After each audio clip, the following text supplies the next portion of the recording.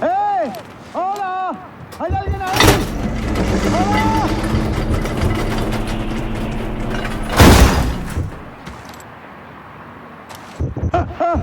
Venga, tío, no se puede respirar.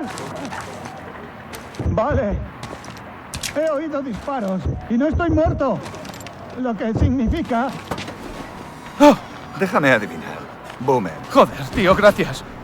Eres el amigo de Kai, ¿verdad? ¿El amigo de Kai? Ni de lejos. ¿Qué coño te ha pasado? ¿Recuerdas esos archivos que Kai me pidió? Me pillaron intentando descargarlos. ¿Te iban a meter en una compactadora?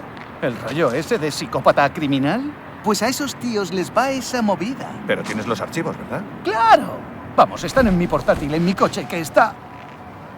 al otro lado del almacén, que a su vez está plagado de guardias. ¡Joder! El lugar más seguro es este maletero. ¿Qué? No, ni de coña Kimo sabe. Yo también voy. Tranquilo, volveré, lo prometo. Tío, no podrás entrar en el almacén sin mi tarjeta. ¡Eh! Gracias.